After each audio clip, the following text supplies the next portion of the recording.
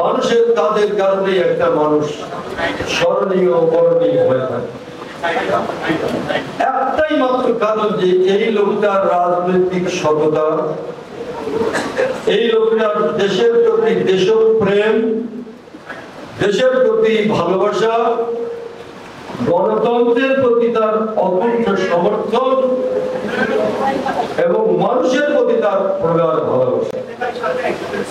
এই কারণেই কিন্তু জিয়াউর রহমান এখনো মানুষের মধ্যে অমর হয়ে আছে।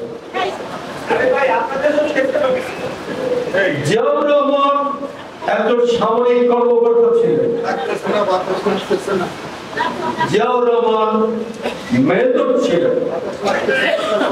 1971 সালে যখন দেশে মুক্তিযুদ্ধ শুরু হয়ে গেল, তখন শেখ মুজিবুর রহমান মুক্তিযুদ্ধের কোন আনুষ্ঠানিক ঘোষণা দেন না। অনেকেই বলেন যে শেখ মুজিব তো 7ই মার্চের ভাষণে তিনি আনুষ্ঠানিক ঘোষণা দিয়েছেন। না, পৃথিবীর কোন জায়গায় স্বাধীনতা সংগ্রামে আনুষ্ঠানিক ঘোষণা ছাড়া সেই দেশের স্বাধীনতা হয় না। এটা আমেরিকার হয় নাই, এটা ল্যাটিন আমেরিকার কোন দেশে হয় নাই, এটা আমাদের দেশের এই ভারতবর্ষ সহ পৃথিবীর কোন দেশে আনুষ্ঠানিক স্বাধীনতা ঘোষণা করা ছাড়া কোনদিন কোন দেশের স্বাধীনতা হয় নাই।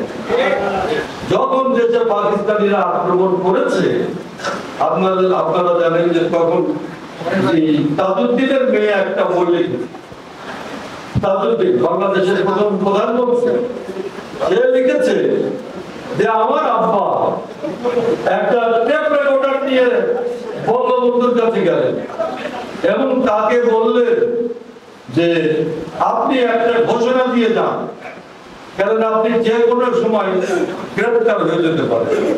আপনি একটা ঘোষণা দিয়ে যান যে ওই ঘোষণায় স্বাধীনতার সংগ্রাম, আপনি না থাকলে আমরা এটা বাজাবো।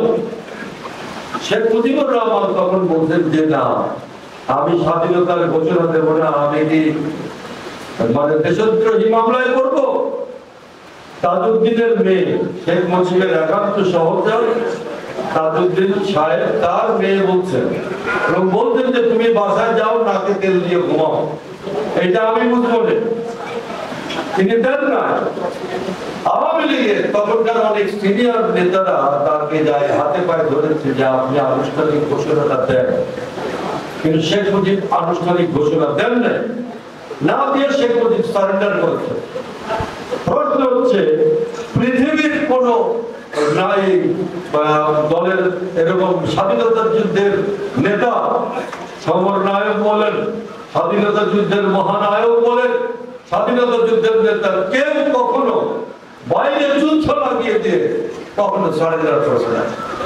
কিন্তু শেখ মুজিবুর রহমান সারেন্ডার করেছে এবং সারেন্ডার করার পরে আমি পার্লামেন্টে ভাষণ দিয়েছিলাম এইভাবে যে তখন বাঙালি জাতি দিশেহারা। কি করবে? পাকিস্তানিরা আক্রমণ করেছে, আমাদের ছেলেদের মেয়েদের হত্যা করছে, আমাদের দেশের মা বোনদেরকে বেইজ্জতি করছে, বাড়ি ঘর পুড়িয়ে দিচ্ছে। বিডিআর তখন ছিল, বিডিআর এর নাম ছিল তখন ইপিআর। ইপিআর ক্যাম্প আক্রমণ করে ইপিআর দেরকে হত্যা করলো। আমি তখন ছোট, কিন্তু বিডিআর ক্যাম্পের পাশেই আমার বড় ভাইয়ের বাসা ছিল, সাথে বসে আমি দেখছি যে কি নিষ্ঠুর ব্যাপার। এইভাবে তারা অত্যাচার যখন করলো, তখন তো কোনো নির্দেশনা নাই, কি করবে?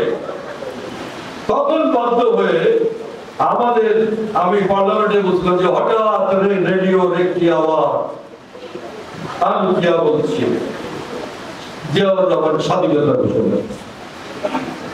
জিয়াউর রহমান ওই দিন স্বাধীনতা ঘোষণা করছেন, এটা তাজউদ্দিন বলছেন, আমি নিজে শুনছি এবং এটা শোনার পরে আমি উজ্জীবিত হয়েছি। আমাদের পাবনার এয়ার মার্শাল খন্দকার তিনি বই লিখছেন, তিনি বলছেন যে জিয়াউর রহমানের ওই ভাষণটা যদি সেদিন না হয়তো বাঙালি যুদ্ধ করবে, না কচু খেতে পালাবে, না কি করবে, এইটার কোনো জায়গা ছিল না। বা জিয়াউর রহমান তখন মেজর চট্টগ্রামে তিনি প্রথমে শেখ মুজিবের পক্ষেই কিন্তু এটা দিচ্ছেন যে আমি শেখ মুজিবের পক্ষে স্বাধীনতার ঘোষণা দিচ্ছি। আমার কথা যে আওয়ামী লীগের সমস্ত নেতারা হচ্ছে আপনার ইসে ঢাকায়। কোন নেতা কি একটা তেলের টুকুর উপর দাঁড়ায় বলতে পারলো না যে দেশের স্বাধীনতা ঘোষণা করলাম? তখন তোফায়েল আহমেদ ছিল, তখন আসম আব্দুর রব ছিল, তখন আমির হোসেন আহমদ ছিল, তখন আব্দুল রাজ্জাক ছিল, মনসুর আলী ছিল, তখন কামরুজ্জামান ছিল, তখন তাজুল ইসলাম ছিল, বহু বড় বড় নেতা ছিল। তারা তো কেউ ঢাকার কোন একটা জায়গায় একটা গাছের গুড়িতে অথবা একটা তেলের মানে ইসের মধ্যে ওই ড্রাম থাকে না, ড্রামের মধ্যে দাঁড়ায় বললো না মুখে যে আমরা স্বাধীনতার ঘোষণা করলাম। সারা পৃথিবীর সাংবাদিকরা সেদিন ঢাকায়, বিদেশি দেশি বিদেশি সমস্ত সাংবাদিকরা ঢাকায়। তারা বললো যে আপনারা কি কি করবেন? আওয়ামী লীগের কোন নেতা কোনো কথা বলেনি, শুধু একটা মানুষ জিয়াউর রহমান। এটা সত্য, এই সত্য আওয়ামী লীগের লোকজনকেও বুঝতে হবে, এটাই সত্য। জিয়াউর রহমান স্বাধীনতা ঘোষণা করেছেন। রাজবাড়ী জার্নাল সবার কথা বলে।